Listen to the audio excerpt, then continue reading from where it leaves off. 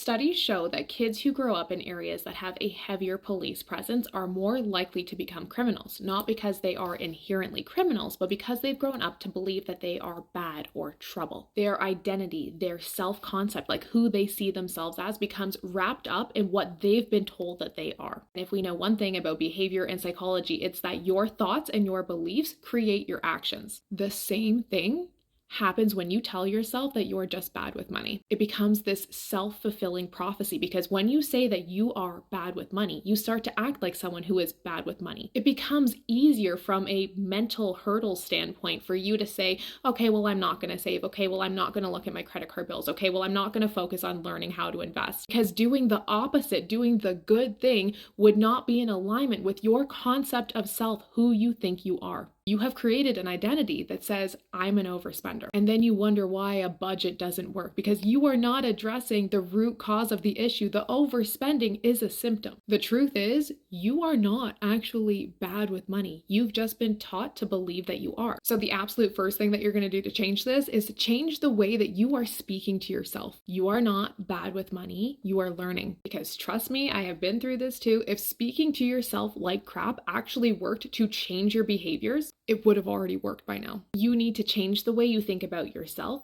the way that you think about money, and the way that you think about your relationship with money. Once you have that solid foundation, then you're going to start learning the tactic to actually change your financial situation. The very first thing that you're going to do is start tracking your expenses. This isn't to shame or blame yourself. This isn't to restrict yourself. This is to simply understand, where is your money going? So you can ask yourself, am I getting as much happiness as possible for every dollar that I'm spending? And I'm not talking about fleeting happiness, like impulse shopping, none of that shit. I'm talking about, is your spending, the money that you're earning, that you are trading hours of your limited life for, is that getting you closer to a life that you love? Is that in alignment with your personal values and your personal goals? Is that something that you're going to look back on in 10 years and be like, yes, I am so glad that I did that? From there, you're going to build up your emergency fund. You're going to put a plan in place to pay off your high interest debt. You're going to learn how to invest, because investing isn't for the rich. It's how you get rich. And it's the only real way to have any financial safety or security in your life. Now, this is a very simplified breakdown of what you need to do. I have actually put this into a free training called From Broke to Ballin'. It is the exact 5-step methodology that I used to go from $40,000 in debt to millionaire at 30 without a budget, but by actually understanding psychology and behavior